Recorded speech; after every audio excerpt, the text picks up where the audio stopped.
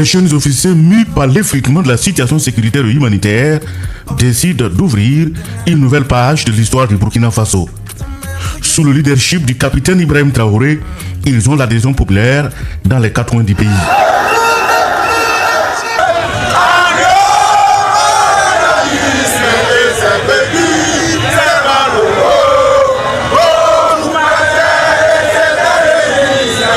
Depuis le Conseil constitutionnel et devant les grands juges, le peuple et le monde entier, le capitaine Ibrahim Traoré prend sur ses épaules une lourde charge. Pour ma nation, je me battrai jusqu'au dernier souffle. Des mots forts et qui traduisent le sens de la révolte.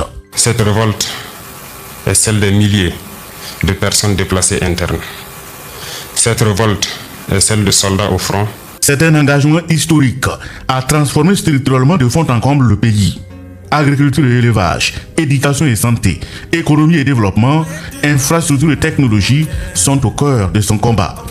Mais l'ultime combat reste et demeure la guerre de libération, la guerre de reconquête du territoire national. Cette guerre qui nous avons longtemps décrié d'être une guerre non conventionnelle, mais aujourd'hui nous pouvons nous assurer que nous avons une armée en face. Il lance alors le pays sur la voie révolutionnaire, la révolution progressiste populaire. Des réformes s'opèrent au sein de l'armée. Les effectifs sont renforcés. Plus de 40 000 nouveaux soldats sont recrutés. L'armée était démunie, elle n'était pas à mesure du point de vue, en tout cas, des capacités logistiques et pour faire face aux incursions terroristes. Des milliers de policiers, gendarmes, agents des eaux et forêts et plus de 90 000 VDP, les volontaires pour la défense de la patrie recrutés et formés. Le territoire également est réorganisé. Les régions militaires passent de 3 à 6. 6 légions de gendarmerie sont créées. Une trentaine de BIR, les bataillons d'intervention rapide opérationnels. Un groupement des forces spéciales voit également le jour. En janvier 2024, le Sénèc, le Centre national d'entraînement commando, basé à Pau, renaît de ses cendres. En septembre 2025, le Premier ministre Jean-Emmanuel Ouédraogo ouvre l'Institut d'enseignement militaire supérieur Teofo Amoro pour former des officiers aptes à anticiper et à contrer les menaces terroristes. À côté du renforcement des effectifs des FDS et de leur formation, l'armée reçoit constamment des équipements.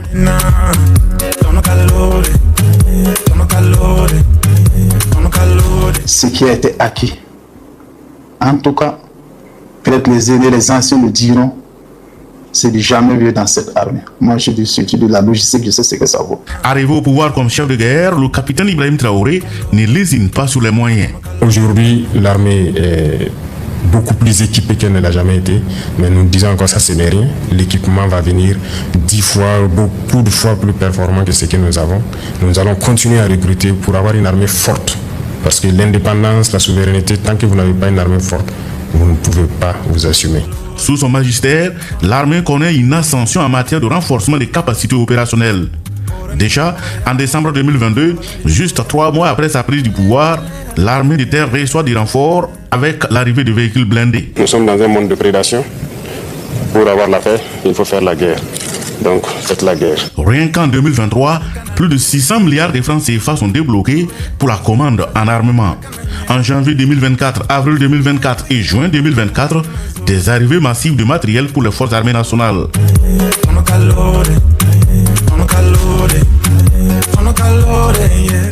Et comme s'il en pleuvait, le 23 décembre 2024 et le 10 octobre 2025, le président du Faso remet à nouveau de matériel militaire. 252 milliards de francs CFA sont déboursés pour renforcer la flotte. Des hélicoptères de combat et de transport de troupes sont acquis. De même qu'une douzaine de drones armés et de dernière génération, capables de frapper en tout temps et en tout lieu, même en cas d'intempéries, sont également acquis. Je vous remets officiellement donc les clés de ces engins logistiques et de combat. Prenez ça comme un cadeau de fin d'année du peuple à son armée et intensifier la guerre. Avec ces dispositifs, l'armée engage plusieurs opérations de restauration de l'intégrité du territoire. Les opérations Feléo, Kapitgou, Tchefali, Ouragan, Tourbillon Vert de 1 à 5 ont permis de récupérer de nombreuses localités sous blocus pendant plusieurs années. En fin 2024, nous étions à un taux de reconquête du territoire de 70,89%. À l'heure où je vous parle, en fin décembre, nous sommes à un taux de reconquête de 73,56%. Ce qui donne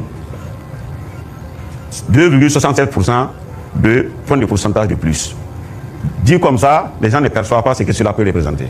Alors, ça c'est que ces 2,67% de points de pourcentage acquis correspond à 7321 km² de territoire reconquis.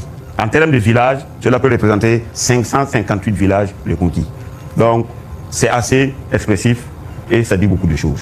Et nous avons eu le constat que 95% de la population du Burkina adhère aux actions qui sont menées par les forces de défense et de sécurité. Dans une dynamique d'affirmation et de souveraineté nationale, les autorités burkinabées, sous la conduite du président du Faso, le capitaine Ibrahim Traoré, ont engagé des réformes symboliques majeures. La devise nationale a ainsi été révisée, passant de unité, progrès, justice à la patrie ou la mort, nous vaincrons, en adéquation avec les aspirations du peuple burkinabé et les impératifs de reconquête du territoire national. Cette nouvelle devise s'inscrit en cohérence avec l'hymne national, le titanien, dont le sens renvoie au chant de la victoire. Par ailleurs, les armoiries nationales ont été adaptées pour intégrer cette évolution, la devise constituant un élément fondamental de leur composition. Dans le même élan de souveraineté, la production des médailles de distinction honorifique, autrefois réalisées à l'étranger, est désormais assurée au Burkina Faso par une entreprise locale, renforçant ainsi l'autonomie nationale et la valorisation du savoir-faire endogène. La riposte à la crise humanitaire constitue également un axe majeur du MPSR2. La bravoure des forces combattantes a permis à plus d'1 million de personnes déplacées internes de retourner chez elles à la date du 30 juin 2025 selon les chiffres du CONASUR. Un plan de facilitation et de soutien à ce retour est mis en place à travers la dotation en vivres, matériel de production agricole et d'AGR, les activités génératrices de revenus, mais aussi des terres cultivables. Le plan inclut la construction et la réhabilitation des logements d'urgence pour leur réinstallation. Dans ce sens, mon gouvernement renforcera son soutien au retour et à la réinstallation des personnes déplacées internes dans leur localité d'origine en apportant un appui en logement, en vivres et en moyens de reconstruction. Ce même plan a permis de prendre en charge les Burkinabés refoulés du Ghana et de la Côte d'Ivoire en 2024. Au début, oui, c'était un peu compliqué, comme le disait le président, mais avec tous les équipements que nous avons pu acquérir, je pense qu'aujourd'hui, il y a beaucoup d'améliorations. Je prends dans ma localité d'origine, ce n'était pas du tout fréquentable, mais aujourd'hui, je pense qu'il y a beaucoup d'améliorations. Donc, c'est pour ça sur le terrain aussi. Voilà, là, c'est bon. Parce que depuis, il est venu là, tout est devenu parfait. Mais on doit les choisir encore pour ajouter. Les informations qui nous parviennent font état que beaucoup qui avaient fui plusieurs villages sont retournés. Et compte tenu de la saison pluvieuse qui prévaut présentement, vous voyez, les zones sont quand même un peu touffues, mais malgré avec ça, la population est en train de repartir là où ils avaient été chassés. On constate des localités où on ne pouvait pas avoir accès. Aujourd'hui, grâce à l'effort de ces FDS-là, les gens arrivent à aller et vaquer à leurs occupations. Je crois qu'il y a un changement, et un grand changement à ce niveau. Dans ces temps-ci, il y a beaucoup de villages qui sont répartis. Voilà, je ne vais pas citer le nom des villages, mais je connais au moins plus de 10 villages qui sont répartis. L'État burkinabé s'assume et prend désormais le lead de la coordination des interventions humanitaires au Burkina.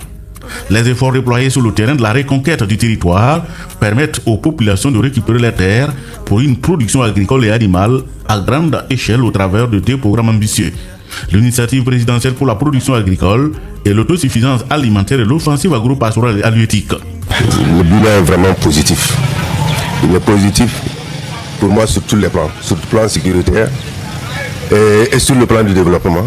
C'est visible. Même ceux-là qui n'étaient pas d'accord au début sont en train de vouloir serrer les rangs. Vous voyez, même dans l'agriculture, vous-même vous savez que ça bouge. Une immersion sur les berges du Bara de Bagré pour une expérience de production de poissons en cage flottante. L'expérience est concluante. L'approche ici au niveau de Bagré se fait à travers des financements par le fonds Doumoukafa qui a été mis en œuvre, il vous souviendra, il y a de cela quelques mois par le gouvernement. Bien sûr pour soutenir l'ensemble des initiatives en lien avec la production agro-pastorale. Donc c'est dans ce cadre-là que nous sommes là ce matin et visiblement nous sommes très satisfaits. Nous avons procédé à l'empoisonnement des premières cages et nous avons également pu observer l'engouement qu'il y a au niveau des populations dans la zone et je pense que ça va être un projet qui va avoir le double bénéfice objectif, non seulement de réduire notre forte dépendance de l'extérieur en termes de consommation de poissons, mais également de créer de l'emploi pour la jeunesse et de réduire les poches de recrutement pour les groupes terroristes. Et cette expérience piscicole trouve ses origines. Je vous remercie officiellement donc la clé de tous ces engins. Merci. Je vous souhaite une très bonne campagne. Merci. Prions Dieu pour une très bonne pluviométrie. Merci. Et que vous puissiez atteindre vos objectifs fixés cette année. Camarades présidents, nous nous engageons, au nom du monde rural, nous nous engageons à mettre en œuvre votre vision conformément à vos instructions. Merci. Merci beaucoup. Bonne chance. Merci, Excellence. Pour booster la production, le gouvernement ressuscite l'Office national des barrages et des aménagements hydro-agricoles, ONBA, ainsi que la Société nationale de l'aménagement des terres et de l'équipement rural, SONATER, pour la réalisation des infrastructures hydro-agricoles. Leurs équipements ont coûté 13 milliards à l'État burkinabé. L'agriculture burkinabé se porte bien. Mieux, de nouvelles cultures sont implémentées au Burkina. Il s'agit de la culture du blé, de l'ananas, du cacao, de la banane plantain. Désormais, tout le monde participe à la production. Détenus, élèves, étudiants, forces de défense et de sécurité, volontaires pour la défense de la patrie VDP, chacun se donne à cœur joie dans l'agriculture ou l'élevage. Dans le domaine de la santé, le MPSR2 en 3 ans a également révolutionné ce secteur stratégique de la vie nationale avec en ligne de mire la transplantation rénale désormais opérationnelle au Burkina. Désormais, il est possible de faire la transplantation rénale au Burkina Faso, au pays des hommes intègres. Les médecins burkinabés ont réussi cette prouesse de transplantation rénale à Tengango, de l'inédit au Burkina. La volonté du chef de l'État, le capitaine Ibrahim Traoré, est claire: offrir des soins de qualité à tous les Burkinabés. Ainsi, le gouvernement décide de la subvention des actes médicaux liés aux maladies chroniques. Les examens IRM passent de 100 000 à 40 000 francs CFA, le scanner de 50 000 à 25 000 francs et le tarif de la subvention de la séance de dialyse passe de 15 000 à 2 000. Mieux, la caution à vie de la dialyse qui était à 500 000 francs CFA est annulée. Dans cette même volonté de rapprocher les soins aux populations, le gouvernement, sous le leadership du président du Faso, offre 15 cliniques mobiles, un parc de véhicules réfrigérés, plus de 2000 équipements de la chaîne de froid et bien d'autres matériels médico-techniques, le tout pour un coût global de plus de 14 milliards de francs CFA. L'objectif, c'est de rapprocher donc les soins des populations les plus vulnérables. Voilà pourquoi ce sont des cliniques mobiles qui seront dans toutes les régions du Burkina Faso. Et c'est ça la vision, c'est de pouvoir donner la santé aux Burkinabés où qu'ils soient. Plus de 2000 équipements de chaînes de froid qui vont venir faire en sorte que les vaccins puissent être conservés dans de très bonnes conditions.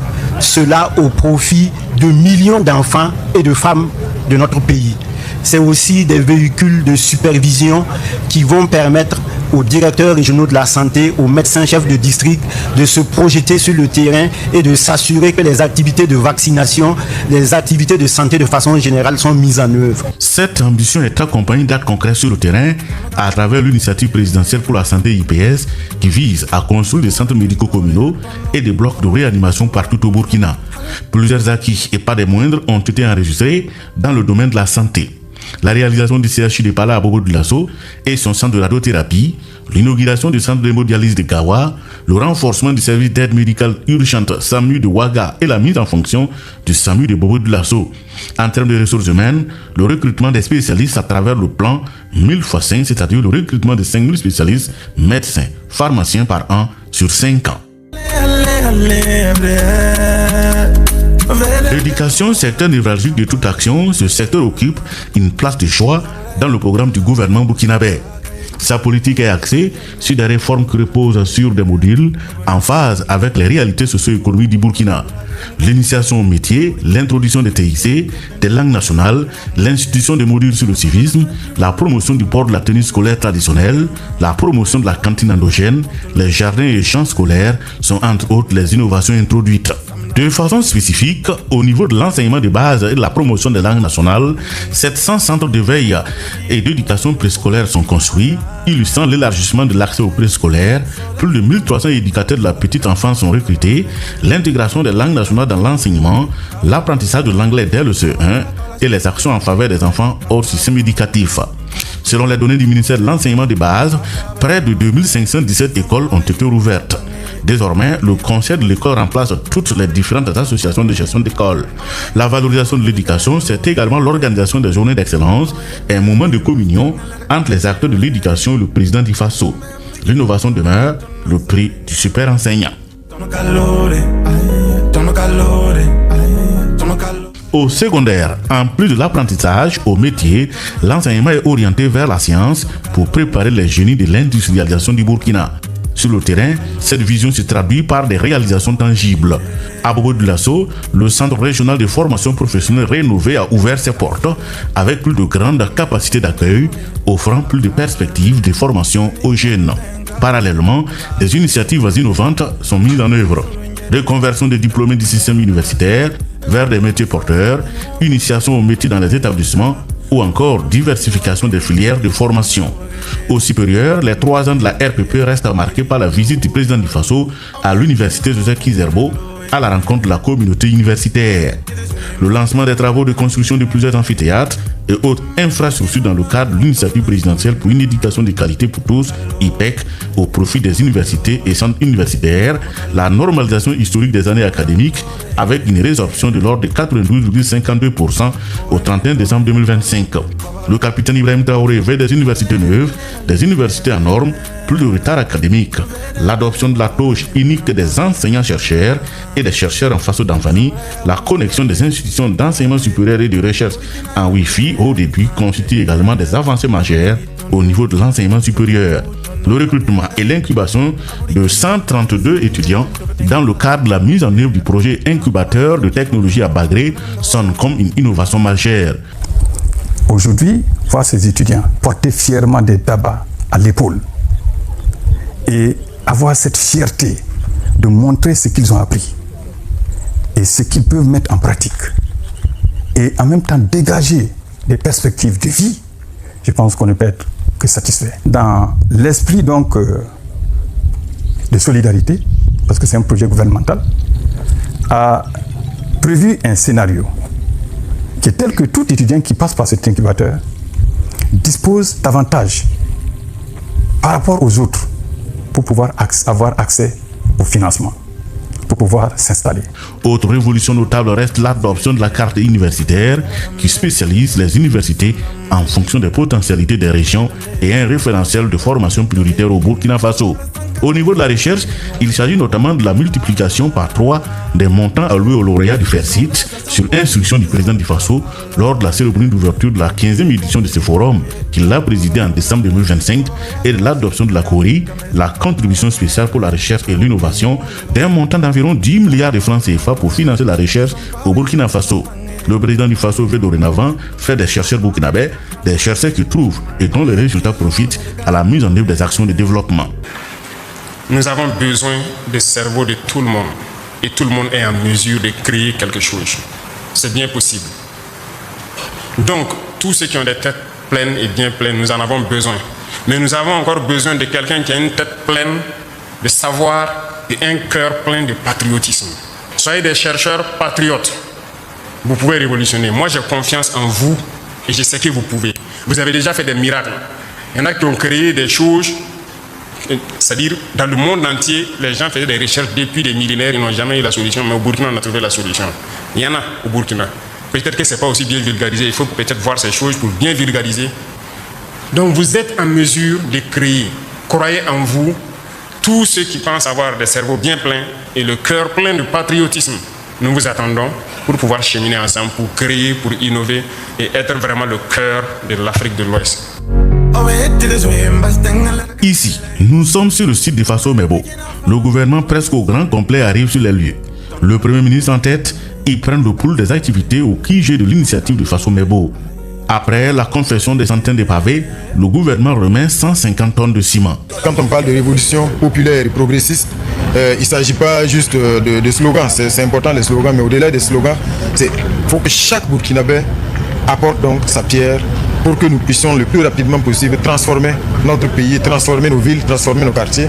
Et je pense que c'est en cela que nous allons être également à la hauteur de ce qui est attendu de nous dans le contexte donc, de cette révolution que le chef de l'État donc, a lancée. Et qui appelle chaque fils du Burkina Faso donc à se mettre debout pour être un acteur et non pas être un témoin passif des choses. Et parmi les actifs, Tinkwilga Nanan, l'homme qui réveille la nation. Du haut de ses 79 ans, il donne l'exemple et trace la voie à suivre dans le cadre de l'initiative présidentielle Faso Mebo. En dépit du poids de l'âge, Tinkwilga, depuis son Saponé natal, parcourt une trentaine de kilomètres pour un don à Faso Mebo. Un geste modeste certes, mais derrière un message. J'ai entendu à la radio parler de l'initiative Faso Mebo et du travail abattu par le président du Faso, le capitaine Ibrahim Traoré, pour sauver le Burkina Faso. Je suis très satisfait de ces actions. C'est pour cela que j'ai apporté ce matin un sac de ciment pour soutenir l'initiative présidentielle Faso Mebo. Et depuis ce geste, il ne se passe pas une seule heure sans que le QG de Faso Mebo ne reçoive un don.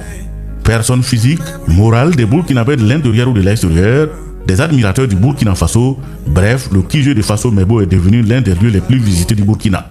Before I proceed, lorsque le président a lancé ce programme de construction des rues à Ouagadougou et des villes du Burkina Faso, ce qu'il voulait, c'était des briques et du ciment, comme l'a déclaré l'ambassadeur Koulibaly.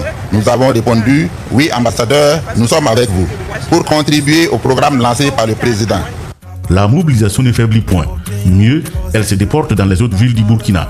Beaucoup de villages ensuite, plusieurs autres localités. Pavage des voies et accotements, construction et réhabilitation des routes à l'intérieur des villes, embellissement des ronds-points, l'initiative touche le cœur des Burkinabés. Au niveau donc du développement, je pense que là-bas aussi, il n'y a pas de polémique à faire.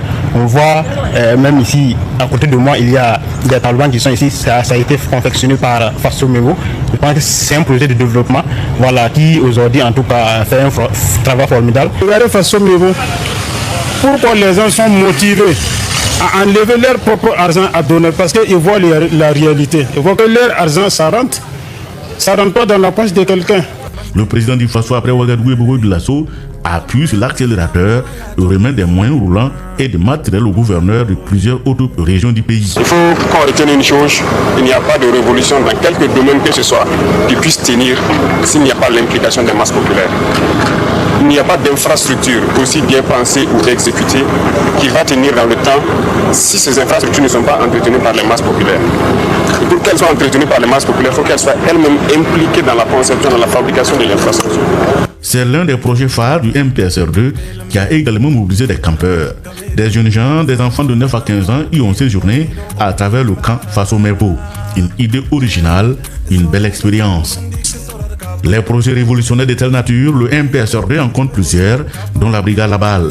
C'est une brigade civique créée le 18 juin 2025 pour lutter contre l'incivisme, restaurer l'ordre public et promouvoir la discipline et la propriété dans les espaces publics. Son nom Labal signifie droiture, probité, honnêteté en langue nationale foufoulde.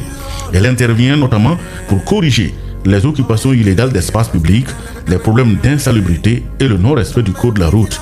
Elle travaille en collaboration avec Faso Mebo.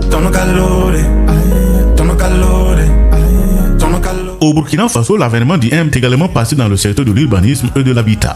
Dès le 20 juin 2023, le pays interdit la promotion foncière aux promoteurs immobiliers. Le gouvernement tient d'entrer à l'apurement du passif foncier. Des centaines de parcelles vendues au mépris de la loi, plus jamais ça, c'est le Bolibana avec le MPSR2. Le département en charge de l'urbanisme a mis à la disposition des populations plus de 12 000 parcelles pour l'autoconstruction, dont les 30 000 parcelles pour le compte de la cité relais. 6 nouvelles centrales sont réalisées, tandis que 5 centrales solaires et thermiques sont en projet avancé. Bientôt, une centrale thermique à Pabré de 50 MW, Bobo 2 et Koutougou. Des projets d'urgence sont en construction dans 9 chefs-lieux de région. Plus d'1 330 000 ménages raccordés au réseau électrique ainsi que 500 infrastructures sociales électrifiées. Plus de 3000 lampadaires ont été acquis et installés au profit des personnes déplacées internes dans le cadre du plan national de réponse humanitaire. Des signatures d'un mémorandum d'entente et d'une feuille de route pour l'utilisation de l'énergie atomique à des fins civiles sont intervenues entre le ministère en charge de l'énergie et la société russe Rosatom. Un accord intergouvernemental pour l'installation d'une centrale électronucléaire au Burkina Faso a été également signé le 19 juin 2025 à Saint-Pétersbourg. Cet accord a été ratifié par l'Assemblée législative du peuple lors d'une session le 21 novembre 2025. C'est avec le même rythme que le ministère déploie les gros moyens dans le secteur des mines. Les réformes opérées suite à l'adoption du nouveau code minier et de la loi sur le contenu local ont permis la formalisation de 20 sociétés coopératives simplifiées. Les carrières sont mieux valorisées avec la caractérisation des sites importants et le lancement de nouvelles unités de production. En effet, 40 carrières industrielles sont en exploitation avec une production de plus de 2 millions de mètres cubes en 2025, témoignant des efforts d'encadrement et de formalisation.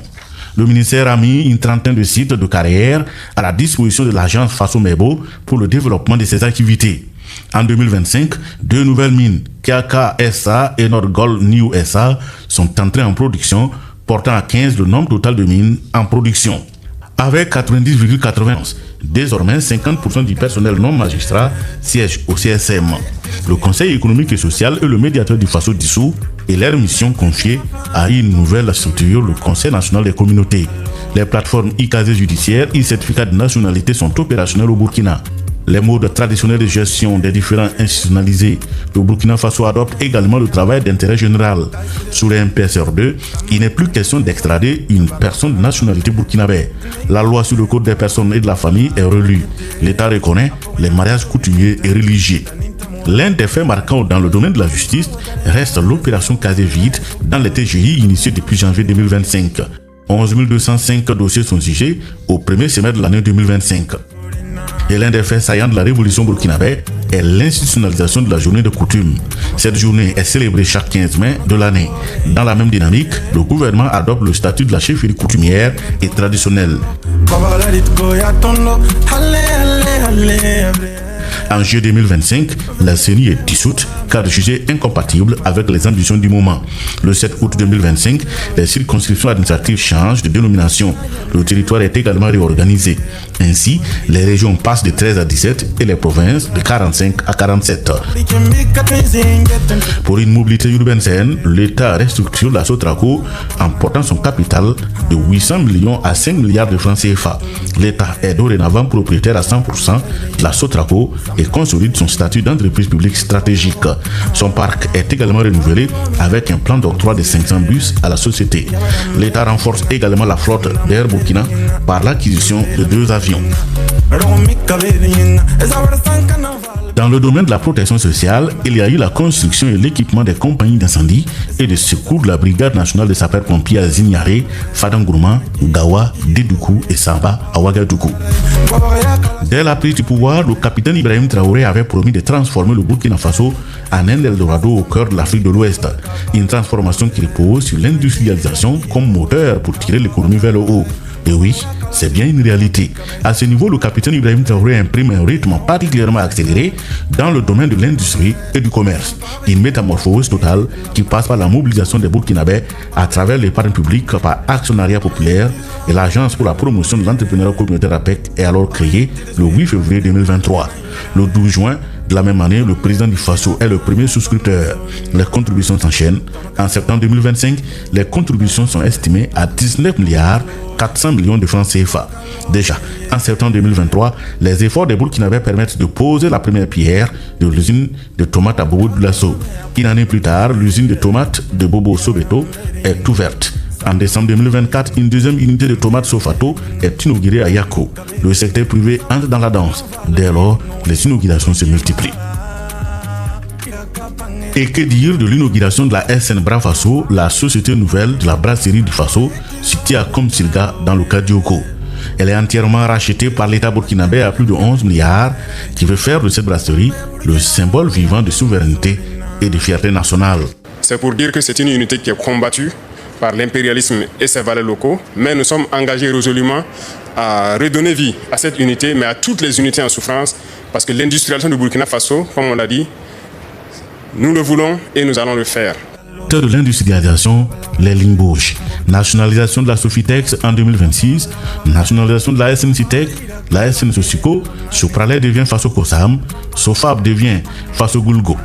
Les efforts d'industrialisation de la Minofa, l'ouverture du Centre national d'appui à la transformation artisanale du coton, la relance de la SN Anatrans, unité de transformation de noix de cajou qui était fermée avec le départ des investisseurs étrangers et la création de la société Faso Rail dédiée à la fabrique et à la pose de rail dans une perspective de développement de transport ferroviaire. L'État tient régulièrement les concertations gouvernement-secteur privé. Cette traditionnelle rencontre annuelle recentre les débats sur la refondation de l'économie nationale sur les bases de souveraineté, de solidarité et de patriotisme. Le retour du CAO est également un acte fort avec pour enjeu mettre l'artisanat du développement économique et l'autonomisation au service de la jeunesse. Pour accompagner toutes ces actions, le pays a notamment lancé la Banque de dépôt du Trésor et la Banque postale, toutes deux inaugurées par le chef de l'État, le capitaine Ibrahim Traoré. Le département en charge des finances est au mieux de sa forme. Entre 2022 et 2025, le budget connaît une évolution croissante. 2505,7 milliards en 2022, 2694,8 milliards en 2023, contre 3030,7 milliards en 2024 et 3309,7 milliards mobilisés en 2025. Le fonds de soutien patriotique est de 496 milliards en 3 ans, soit 99 milliards en 2023, 175 milliards en 2024 et 222 milliards en 2025. Un fait pas des moindres dans le domaine de l'économie reste la restructuration des fonds d'appui au secteur informel FASI, à la promotion de l'emploi FAPE et aux initiatives des jeunes FEJ en les fusionnant au sein de nouveaux fonds, le fonds Faso Kunaouli. Elle vise à rationaliser la gestion de ces financements et à remédier aux déséquilibres budgétaires constatés dans la gestion des anciens fonds.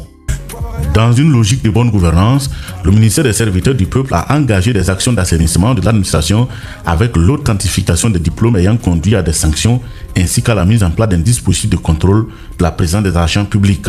Ainsi, le 4 septembre 2025, le Conseil des ministres décide la révocation de 21 agents de la fonction publique pour falsification des diplômes à l'occasion de leur recrutement ou promotion dans la fonction publique. Cette décision traduit la ferme volonté du président du FASO de lutter contre la corruption et d'assainir l'administration publique. En 2025, le ministère des Serviteurs du Peuple a encore déployé des actions structurantes pour moderniser l'administration et renforcer la justice sociale au Burkina. Et dans le domaine des ressources humaines, plus de 6900 agents ont été recrutés par concours direct, 3411 par concours professionnel et 1426 par examen professionnel. Cette dynamique s'est accompagnée d'innovations majeures, la digitalisation des concours, la composition en ligne des 81 concours professionnels et l'amélioration continue de la plateforme e-concours. L'efficacité administrative a également été renforcée grâce à la déconcentration des actes de carrière. Dans le domaine du dialogue social et de la gestion des conflits, l'action du ministère a été particulièrement marquante. Après plusieurs années de suspension, la rencontre gouvernement-syndicat a été relancée en 2025, aboutissant à des avancées concrètes sur 13 points de la plateforme revendicative des travailleurs, traduisant une volonté affirmée d'écoute et de concertation. Le ministère a également obtenu des résultats significatifs dans la résolution de conflits sociaux anciens. C'est ainsi que dans les dossiers Citaraï, Sofapil, Winner Industries, Onatel, des contentieux parfois remontant à plusieurs décennies ont trouvé une issue favorable avec la prise en charge des cotisations sociales et le paiement d'indemnités au profit des ex-travailleurs. Parallèlement, la protection sociale a connu des avancées majeures avec l'opérationnalisation du régime d'assurance maladie universelle qui a déjà permis l'immatriculation de plus de 161 000 personnes en 2025 ainsi que la modernisation des services à travers la plateforme ICNSS. Des actions concrètes ont également été menées en faveur des populations, notamment l'octroi de 1800 bourses aux orphelins des pensionnés et le rapprochement des services de la Carrefour grâce à l'ouverture de nouvelles agences. Le plan du service, ce temple de la culture a été abandonné des dizaines d'années durant. Nous avons lancé un concours architectural qui devrait nous permettre de recruter les meilleurs architectes sur les meilleurs projets de rénovation de cette infrastructure-là. Ce quartier qui abrite le théâtre populaire va connaître une rénovation totale. La grande saison du tourisme interne voit le jour avec pour objectif promouvoir le tourisme de proximité et encourager les nationaux à explorer le pays. La nuit de l'entrepreneur touristique reprend du service avec pour objectif mettre en valeur la créativité, l'excellence et la résilience des acteurs. Le statut de l'artiste au Burkina Faso est dorénavant régi par une loi adoptée le 27 mars 2025. Elle vise à améliorer la protection sociale, fiscale et juridique des artistes. Autre action forte et de portée mondiale, l'inauguration du mausolée Thomas Sankara. Mieux, le gouvernement a institué un cérémonial militaire mensuel en hommage au président Thomas Sankara et à ses compagnons. Le Burkina Faso promeut le port de la tenue traditionnelle et fait des langues nationales les langues officielles. C'est dans ce sens qu'est née la RTB3, le tremplin de la coexistence pacifique, la préservation des valeurs socioculturelles et la promotion des langues nationales. Autre fait, c'est l'érection de l'AIB, l'agence d'information du Burkina, en un établissement public de l'État à caractère administratif. Les prix Galian sont tenus en 2023, 2024 et 2025. Une occasion pour reconnaître, célébrer et promouvoir le professionnalisme des différents corps de métier dans les médias publics et privés du Burkina.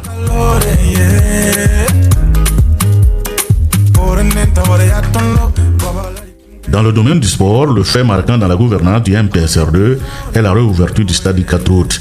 Les travaux ont été supervisés au plus haut sommet de l'État, permettant aux étalons de renouer avec leur public. L'ouverture du stade est intervenue le 4 août 2025. Elle est marquée par la présence d'une crielle de stars africaines qui ont eu un entretien avec le chef de l'État, mais aussi ce match de gala avec l'équipe de la présidente du Faso. Autre fait fort dans le domaine du sport, c'est la diplomatie sportive avec la nomination d'un ambassadeur de sport. En 3 ans de gouvernance, la diplomatie burkinabé a été de plus offensive. Il faut recentrer la coopération, une coopération sincère et basée sur le respect mutuel. Dès lors, le Burkina Faso multiplie les voyages. Au même moment, des partenaires frappent à la porte. Jamais le pays des hommes intègres n'a fait l'objet d'autant d'attention à travers le continent et dans le monde. Nous avons constaté qu'avec le grand leadership du capitaine Ibrahim Traoré, le Burkina Faso a affirmé sa souveraineté. C'est un grand honneur pour l'Afrique et pour le Burkina Faso parce que sur la scène internationale, la population du Burkina Faso s'est réveillée. Nous avons eu les yeux ouverts sur comment se passent les relations internationales. Le capitaine Ibrahim Traoré et son équipe veulent finir avec la guerre et remettre le Burkina Faso sur les rails de développement. Le pays noue alors des partenariats stratégiques avec des nouveaux venus. En assumant une diplomatie décomplexée, le Burkina Faso va diversifier son partenariat, matérialisé par des visites réciproques de haut niveau, telles la Fédération de Russie, le Venezuela, la République islamique d'Iran, la Corée du Nord, la Chine et le Nicaragua. Face aux pollutions médiatiques occidentales sur la situation nationale, le pays des hommes intègres prend ainsi son bâton de pèlerin en vue de rétablir la vérité partout où besoin est. Ce résident du système des Nations Unies est déclaré persona non grata sur le territoire national. Dans la même veine, en avril 2024, 3 diplomates français, tous conseillers politiques à l'ambassade de France, ont été déclarés persona non grata et sommés de quitter le territoire burkinabé. En août 2025, la coordonnatrice de l'ONU, Carol Flore, a été déclarée également persona non grata après la publication d'un rapport intitulé « Les enfants et le conflit armé au Burkina Faso ». Le gouvernement dénonce un texte élaboré sans concertation avec ses institutions. Les médias de propagande occidentaux sont girés du Burkina. Les bases françaises sont expulsées du territoire au lendemain de la prise du pouvoir du MPSR2. Au plan continental, le Burkina Faso, le Mali et le Niger quittent la CEDEAO et créent l'AES. Le Burkina et les autres pays de l'AES vont également quitter la CPI, la Cour pénale internationale. Aujourd'hui, plus que jamais, le Burkina Faso veut se faire entendre et se faire respecter dans le Conseil des Nations. Ainsi, le Premier ministre qui porte la voix du Burkina Faso à la 80e Assemblée générale des Nations Unies l'a clairement répété. Et c'est à la face du monde. En tout état de cause, le Burkina Faso réaffirme en toute responsabilité que ses priorités ne sont pas négociables et que ses choix sont plus que jamais à respecter. Le Burkina Faso, fidèle à son héritage panafricaniste, réaffirme sa foi en un multilatéralisme rénové, juste et équitable. Nous sommes résolus à défendre notre souveraineté et notre dignité, mais nous tendons la main à toutes les nations éprises de justice, de liberté et de solidarité. Nous vaincrons, c'est tellement fort et on apprécie beaucoup. Le pouvoir actuel, vraiment, ça nous galvanise et ça nous banne le moral à travailler et d'arrache-pied pour vraiment soulever notre pays. Il est venu trouver un Burkina qui était presque à terre, mais de nos jours, les échos qui nous parviennent des zones dites rouges, mais actuellement, je pense que les zones rouges là, se trouvent ailleurs.